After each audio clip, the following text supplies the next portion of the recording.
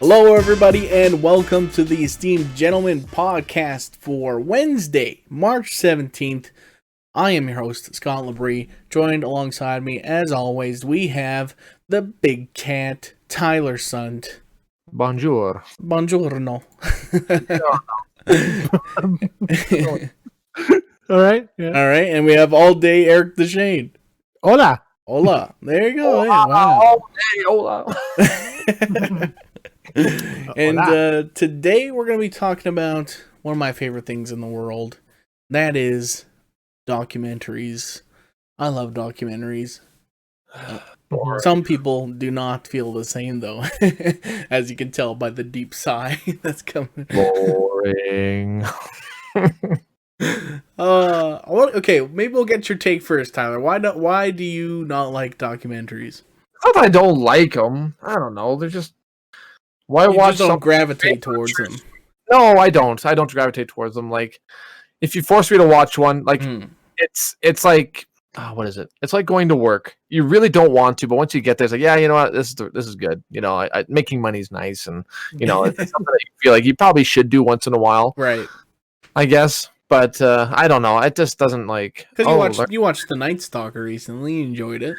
I did because multiple people told me how good it was, and I'm like, all right, I'll give it a shot. Yeah, it's probably gonna be. And when I watched it, I realized it wasn't. No, let me say this properly without sounding stupid. It was interesting. It was truly interesting, but the way it was filmed, it was incredible. Like the B-roll, the whole map, animations, the music, like how they made it so much more dramatic. Like if you watch the kind of documentaries, because I grew up watching documentaries like World War II documentaries as my grandpa, and other stuff like that. It was all very straight to the point. Here's some footage. Here's a historian talking about it. It's like, oh my god, like it's just so boring. Like, I mean, I was still interested. Like, I was very interested in World War II stuff and history and whatever. But it's just like, yeah, you know, like I'd just rather watch, you know, the real deal, like an actual story, more action. I just want there to be more action. They're just not action packed to me, maybe, and it's not, you know, plot driven. It keeps my attention constantly, but Night Stalker was a lot different because it was extremely entertaining. Yeah. It was filmed very well, and I can just imagine like they're sitting there with these cops and, you know, hearing their stories like, "Hey, we're gonna cut all this stuff out. This is boring, blah blah blah. We're just gonna add some flair." So whoever like was behind the documentary, the making of that was so good because that really grabbed my attention. Like, I guess if it's a really well made documentary, maybe, but I'm not gonna go out of my way and watch that. I'd rather watch something like fictional, like Ozark. Right. Maybe because also when I watch shows like that, it's like knowing that this actually happened. I don't know what it is. You know, you call me crazy because I love my horror films. I love the really fucked up movies. I love them, you know, because they're fake and it's acting and whatever. It's like, man, these actors must have got paid a lot of money to do this, or they didn't get paid enough to do this. But like when you watch something like Night Stalker and it's like, oh, this guy came in and raped and murdered this 54-year-old woman who was a grandmother to these kids, and you just feel sick to your stomach. Like, this is, you know, and then the fact that people actually like really enjoy watching that kind of stuff, and being like entertained by it, really weirds me out. Like, really, but then it's like, but then I'll go and watch a fictional movie that's like you see it happening on the screen because it's fiction, right? So it's like, I don't know. So I can't really say anything, but like I know that it's fake though. That's the thing. Like, it's not real. So I don't know. And it depends on the documentary too. I don't know. That's my take on it. I don't gravitate towards them. I see a documentary, documentary, boring, moving on, whatever. And they all seem to have the same template. They're like, oh, they're really close about halfway through, and then all of a sudden, oh, they lose the trail of the killer, or this happens, there's a huge twist, or something happens. Whatever. It's almost like a template. It's almost like watching a movie. It's like watching a Michael Moore opinionated documentary. It's all in like one direction, you know. I don't know. That's just me. Yeah, I mean, yeah, like just adding to the Night Stalker talk there, it is cool because I think that one does something kind of interesting where they keep the mystery of it for so long. Normally, like, you know, you're watching a crime documentary and it's like, you know, the Night Stalker, the story of Robert Gonzalez or whatever his name was, and you're like, you know who the killer is at the beginning, and they give you the backstory of him almost right away. Yep. That one, it's like you don't know until like the last episode. You're like, oh shit, this is finally the guy. They know who it is, which is kind of cool here. It did a great job of keeping you interested in what was happening still. That's one thing I one of the few ones I think of where I'm like, man, like, did they actually get this guy? Like, oh my god, like I'm still like paranoid now. Is he still around? Who is this guy? Did they get him? And yeah. Right. And everything's in chronological order from start to finish, from when the case started up to whatever, right? And as it was happening, like, and then you all of a sudden it's like it goes to one of the old witnesses, like the girl that was like 5 years old when she got kidnapped by this guy, and it's like, oh man, like is this all connected? Like, and the way the way they decided to tell the story and like how they just pieced everything together and put it all together in the editing was flawless. It was so good. So that made it worthwhile watching. Yeah, and I think that's kind of the thing with documentaries now. They are just getting a lot better at presenting their material, and the editing is getting so much better that it is able to keep your attention longer compared to like the old like History Channel and stuff, right? You know, right? Exactly. And yeah, for me, it's you know, I'm not going to be watching any like I say I love documentaries, but I'm not watching, you know, whatever any documentary. It's usually the stuff that's interesting to me. So like I watch, you know, some sports documentaries, some crime documentaries, but usually it has to have like some sort of like bizarro kind of angle to them, or some sort of fun documentary, something like that. Right. But like, what about you, Eric? Are there any like that you kind of gravitate towards? I tend to go more towards. I really like the sports documentaries. Those ones I gravitate more towards. Like I don't know how many times I've watched the Last Dance. Yeah. Like another one I love watching too is Icarus. Yes. That one to me blew my mind. I was expecting it to be about doping, which turns into this whole how the Russians scammed the Olympics, like stuff like that. I love like that whole concept there. I gravitate more towards that, and more like the crazy conspiracy ones, I guess, but not like the really hokey ones, like the ones about the moon landing. Ones like about Scientology and like about cult groups like that. I just like how like people fall for that kind of thing. I really get intrigued by that. Like how like the Going Clear is one of my favorite ones too, where it's you learn about this whole Scientology religion and how like how it is and what it goes for. Is like, how do people fall for this kind of stuff? And yet there's this whole world set up of this whole empire for this cult, right? It's really fascinating, I find at times. So stuff like that I gravitate towards more for sure. But yeah, that's kind of the thing here. Like, you know, that I'll watch some crime documentaries, but like, you know, they have Netflix, they have, you know, the Ted Bundy. Yeah, that's the one. It's the one I admit I don't follow is the serial killer ones and the heavy like the murder mystery ones. I don't really do that. I don't like the informative murder porn. That's not my style. So I prefer more like the Dirty Money style, where they go into like how like one episode was about how BMW fixed their Knox readers for their diesel engines and got past the bylaws and refined money and stuff like that, right? So. Yeah, that's more interesting to me than learning how the serial killer lived and what he did and everything else. I don't. That's not my style. Yeah. Yeah, I mean, like kind of the same. Like I have no interest in watching the Ted Bundy documentary, but like, you know, there's a doc on Netflix called Evil Genius, which is about.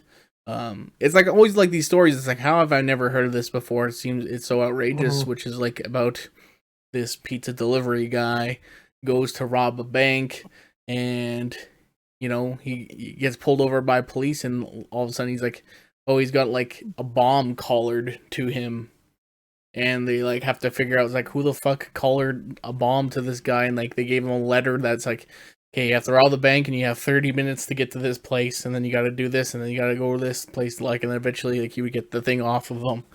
Oh my god. It's like it's insane, and then it's like. It is like, how have you That's never a heard movie. That's a movie with. It is a movie. It's based off this real thing. Really? Yes. That was based on a true story. Yes. Oh my god! Fucked up in the. I'm like, this movie's dumb. Like, these guys are idiots. Like, this is weird. That's a movie plot. I know of. Know that was a real thing. What is it? What's his name? Jesse Eisenberg, right? Yeah. But no, it's a real thing, and the guy actually got blown up and he died. Oh my god! Yeah. Wow.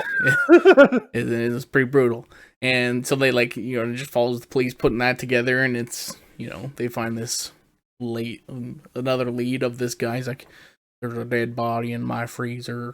Can the police come get it? And they're like, why is there a dead body in your freezer? Well, this lady killed him, and I just put him in the freezer for her. It's like, what the hell's going on?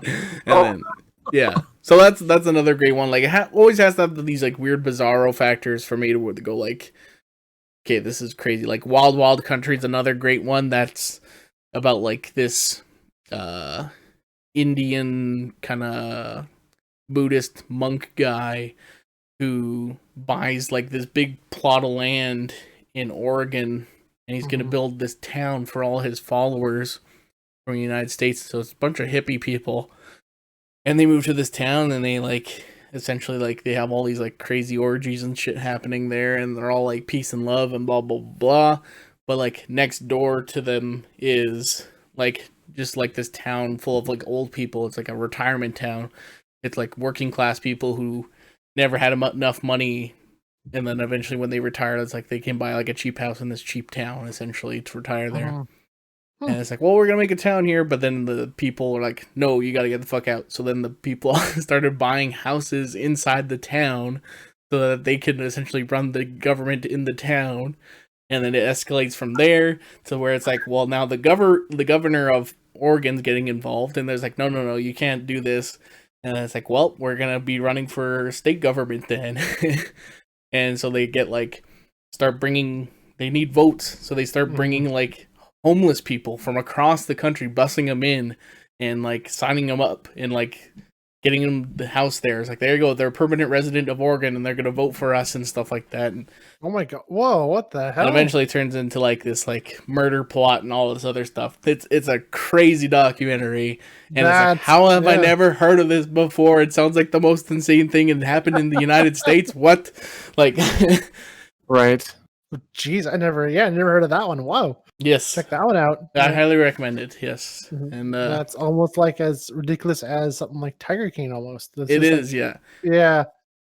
Because that's one that kind of got everyone by the boys last year. Yeah. It came out just at the right time where everybody's kind of stuck at home, and then you have this gay, messed up cowboy guy running a zoo in Oklahoma.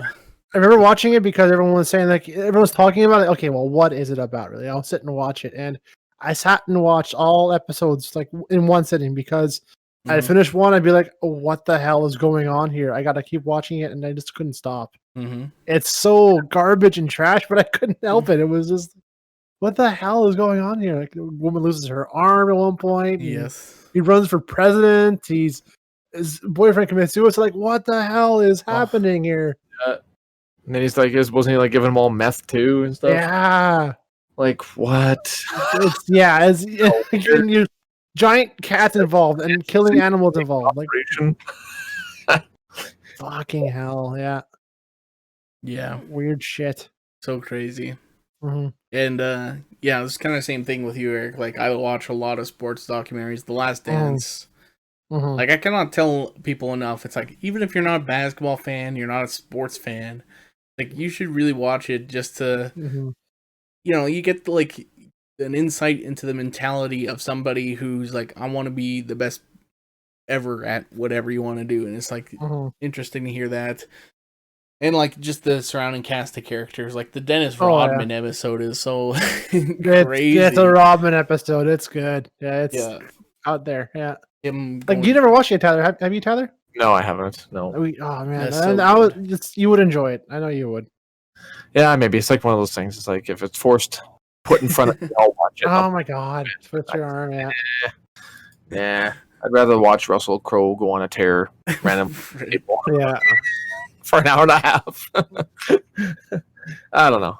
I guess that's like another kind of side of it is like there's also the biopics, which is like, it's not a documentary, but it's, they're following, the real life story almost to a T. There might be some sort of stuff that they'll take some artistic liberty with, but I suppose those are also great too. Like the what is it, the Manhunt for the Unabomber or whatever, that was a great one with watch that. That was good, yeah. Yeah, with Paul Bettany as the Unabomber. Yeah. Vision, what are you doing? No. Yeah. Living in his little hut in the middle of nowhere. Yeah. Oh, crazy.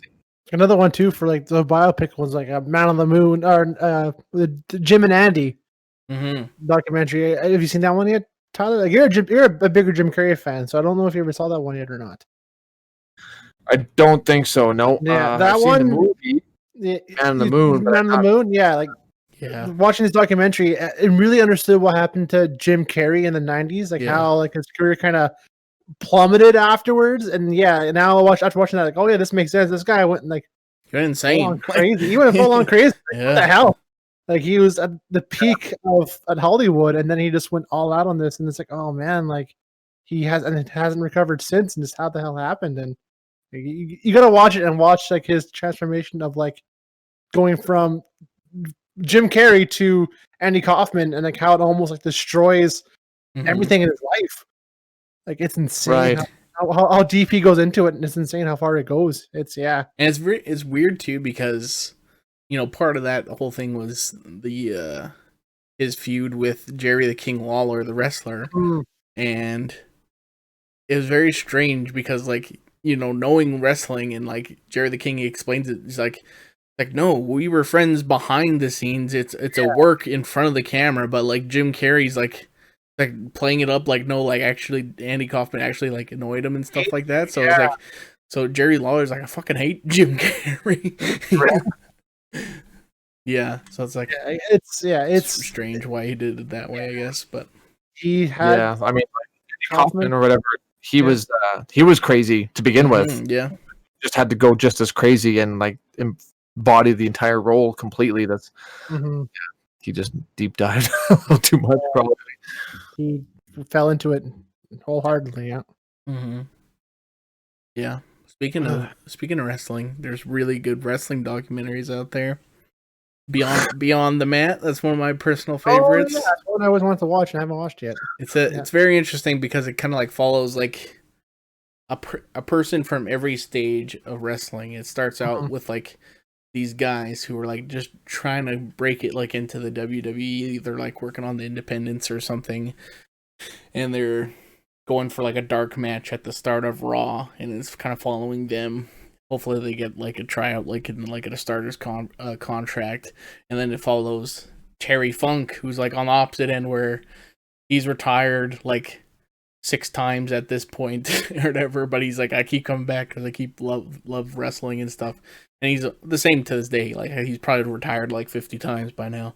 And then it like also flashes to like the other side of when you're after done wrestling, and it goes to Jake Roberts, and he's he's very much into the drug use and stuff like that, and it's how it's kind of worn on him. And then it also shows Mick Foley, who's at the height of his popularity. He's wrestling with The Rock, and it shows like the infamous match where Mick Foley gets handcuffed and The Rock hits him over the head with a chair. And originally, he was only supposed to hit Mick Foley in the head once, and he ends up hitting him like 15 times, and it's like super hard to watch. Like, and apparently, like in the back, Rock was just like, I don't know what happened to me, man. Like, he just kind of like lost it on him for some reason, but.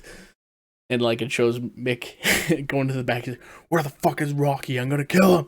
It's kind of interesting, and it's almost like a sequel to that is the resurrection of Jake the Snake Roberts, which I showed Tyler that. Yep, watch that one. And that's just him going to Diamond Dallas Page, DDP. He's another wrestler, and he after he retired, he started up DDP Yoga. Essentially like more targeted towards men, and he has this house called the Accountability House, which normally is for he kind of takes like some overweight guys who are having trouble or something like that, and lets them stay with him, and he like works with them on their diet and stuff. But he brings Jake in there to help him with not only like get in shape, because Jake is all banged up and crippled essentially, but also to help him get off alcohol and make him sober and stuff like that. And it follows his thing where, he all throughout the whole movie, Jake has his ups and downs, and he's like, he wants to get sober so he can go back to wrestling. The thing he loves, he wants to go back into the Royal Rumble or whatever, be an entrant into the Royal Rumble. Right. And then at like one point in the thing, they're like, he gets a call from Triple H, and he's like, "Yeah, I got a call from Triple H, not going into the Rumble."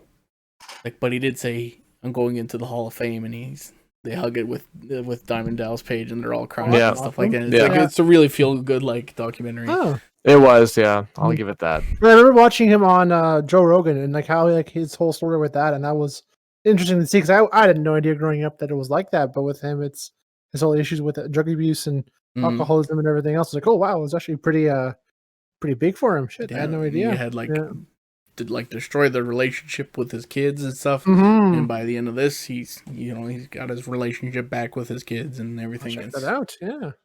It's really good. It was on Netflix. Don't know if it still is now, but yeah. But we're kind of running up towards the end here. I just want to like take the guys' list on like some of your favorite documentaries, ones that you would recommend to people out there. Tyler, do you have a list? No. I don't know. I like Night Stalker. That was pretty good.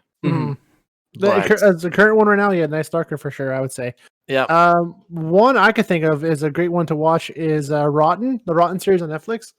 It's goes more into detail about like the food industry and how like kind of the chicks and trade with that, and like they do one like on dairy farming, one on honey production, like a lot of stuff that's around here that our families deal with too as well, and just seeing that side and how all that is done and how they like on the big global level of the food industry with is really interesting to watch. So I would recommend that one for sure. So yeah, it's like Food Incorporated. Did you say that? Sort of like, yeah, very much like that. Yeah, I thought that one was pretty interesting, pretty disgusting.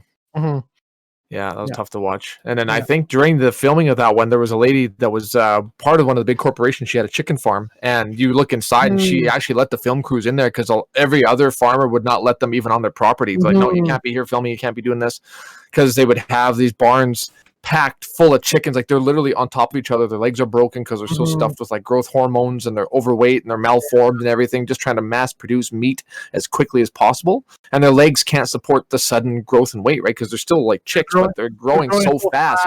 Yeah. And they keep the lights on constantly so they don't sleep, and they just keep growing and growing, and they get sick and they're trampled and they're like half dead, and they take all the meat anyway and they grind it all up and send it to McDonald's and all this stuff. And it's just like, oh, so you eat McDonald's like really guiltily after you're done watching it. But she's like, yeah, so then she ends up actually turning a new leaf and like deciding that she's not going to be part of this anymore, because she used to be a regular chicken farm, like used to take care of her animals and feed them, the good food and take care of them and whatever.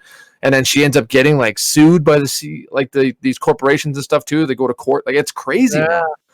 And I can't remember how it turned out. Now is dirty, like it's gross. How bad they abuse their farmers and everything. That would really blow my mind how bad that industry is. And as growing up from beef farmers and just seeing how that is, to going to find out how the chicken industry does their thing is very much like, well, it's different, and this is disgusting. Yeah, it's wild because growing up in Maleg and St. Lina, like, Ryan and all of our friends were all farmers, and I go to their farms, and then you watch this documentary. It is night and day difference, man. Like the animals on the farms around there are taken care of. They're fed, they're nurtured, they're watered, all this stuff. I mean, they still, go to the same place eventually, but I mean, not the way that the animals are treated in these documentaries. I had no idea like how bad it was, because when you see those big food factories, like from top, like helicopter view of like this massive, like 2 or 3 quarter sections of just, piled cows and corrals, like crowded and like being pushed with forklifts. Like I'm not going to get into too much detail because that was tough for me to watch, like really tough for me to watch. Yeah. So stuff like that. Food Inc., Rotten, Dirty Money, those kind of shows where they really like go into the real secrets of how stuff is getting done right now. Those are fun to watch. I would recommend for sure. So yeah. Cool. I have 4 recommendations. Sorry. Have at it. The Last Dance, the greatest sports documentary of all time. 100%. You need to watch that. It's Michael Jordan. Like, don't you want to see what makes Michael Jordan tick? Of course you do. It's fucking amazing. Resurrection of Jake the Snake Roberts / Beyond the Mat, because those are almost like I said, like a sequel to each other. But if you're just going to watch Resurrection of Jake the Snake Roberts, because it's just a feel good comeback story. The Jinx which is an HBO crime doc miniseries, and I think like most of these crime doc miniseries owe their popularity to this one because this one came out like almost 10 years ago now, I think. But it's still probably the best one that's ever been made, and that's just because you have the Durst family, which is almost like the Trump family. They own like a ton of real estate in New York, rich family, and one of the brothers is convicted of charged with a murder and chopping up a body in Texas, and it goes into him. And guess what? There's also his wife's been missing for like his whole life, and another one of his friends got mysteriously murdered. So they kind of, it goes from there. Jesus, it's fucking amazing. I'm sure it's on Crave because it's an HBO thing. It's fantastic. And then the fourth one is anything with Anthony Bourdain in it. No Reservations, The Layover, Parts Unknown. Those shows are like evergreen to me. I can just like throw those on whenever. I am so bummed that he died and killed himself. Man, like his just like there's no Reservations. That's one of the greatest shows, food shows around for sure. Yes, like because my favorite part is like, he's like, well, he was a world-renowned chef, and then before he did this, so he knows like famous chefs all across the world. So he just like goes to the city, meets up with his chef's buddies, and he's like, okay, where does like famous chefs go to get drunk? And I'll go like show the bars. So it's like, well, I want to go there.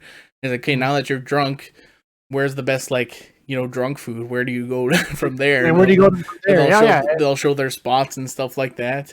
And then like the Parts Unknown stuff, they kind of, since it was a CNN thing, they get more into like they go to Libya or something like that, and it'll, they'll show the culture and the food and stuff, but they'll also like show about how what happened after Gaddafi and all that other stuff, right? And so they kind of go into it there. But yeah, he was amazing, and I can always watch his stuff. See, now you're talking about that. I always consider those like reality shows.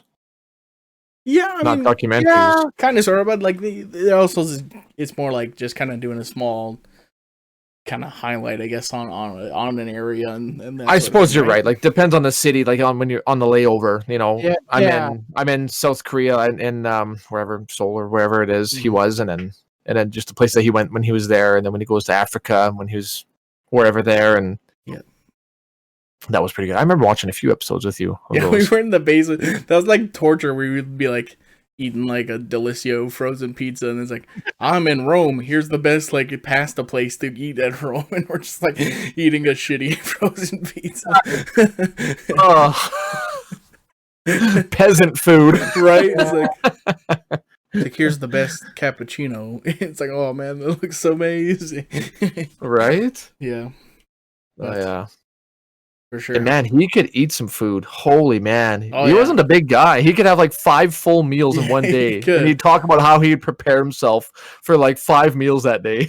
I think the best though was like whenever he would talk about like being like the existential crises and stuff, like he like kind of get into this dark kind of like talking, and it's like, oh man, you could kind of see maybe that's where he was going and stuff. But like the Italy episode where he's like, diving into the water, and they're supposed to be catching squid and other shit, and like all of a sudden, like it's like the producers are throwing dead fish into the water. So he's like talking about it in narrating. He's like, and I went to the hotel and I got drunk off wine because I got depressed because we couldn't find any fish, and we just had to get the fucking crew to throw stuff in. It's like, oh, but it was funny just coming here and talk about that. Right. Yeah. So there you go. I do have one favorite documentary. I don't know if it's actually called a documentary, but it was the making of Saving Private Ryan, and it dives into Steven Spielberg and how he made his first early war films and how he did it, and it showed his old movies and everything. I thought that was the best one. Yeah, I could actually watch more of that stuff. I was gonna say, because like you said you're not into documentaries all that much. I was gonna actually bring up like making ofs on DVDs, because those are essentially like small, tiny, bite-sized documentaries on like how they made the movie, right? if you're talking about that shit, well, now I've got a list for you. Peter Jackson's Lord of the Rings. Yes. 3 or 4. No, wait. I think it was actually 6 hours total of how they went from pre-film to post-production to wrap up to after where they are now. I watched all of it, and I just soaked that shit right up, and how they built the cities, mixed the miniatures with CGI and the actors, and how frickin' Viggo Mortensen broke his foot doing an improv kicking a helmet. He broke like 6 bones, and then when Sean Astin went out into the river to stop Frodo or to push the boat, and he stepped on a piece of glass and just about bled to death on the set. Like, it was crazy, man. Yeah, that's nerd stuff right there. I'd love that stuff. See, that's okay. That I could watch. And Sean Bean wouldn't get in the helicopter, so you have to freaking climb the mountain. Yeah. They had to wait all day for him to get up there because he was terrified of flying in helicopters. Oh my God, really? Yeah. And then how Viggo Mortensen had to stay in like makeup and his costume and stuff too to go get groceries and food and stuff, and he couldn't tell anybody like what he was doing there or which character he was playing or where he was from because they couldn't give any spoilers to the locals and stuff. Oh my God, it's so good, man. Yeah, very good stuff. Yeah, that and Saving Private Ryan. Lord of the Rings and Saving Private Ryan are the 2 best documentaries making of movies. Awesome. My absolute favorites. Yes, highly recommend. There you go. Well, we're at time here. Any other last thoughts, or you guys just want to wrap it up? Well, that's it for me. That's it. That's all. That's gonna do it. That's all. Well, there you go. Well, thank you so much for listening again. If you like the podcast, like it on YouTube, subscribe to our channel. Scrub Sib. And like and subscribe all on Apple and Google and Spotify, all them other places. And share it with your friend, of course. You know, we could always look to grow this thing more. And we'll talk with you tomorrow. Goodbye, everyone. See you.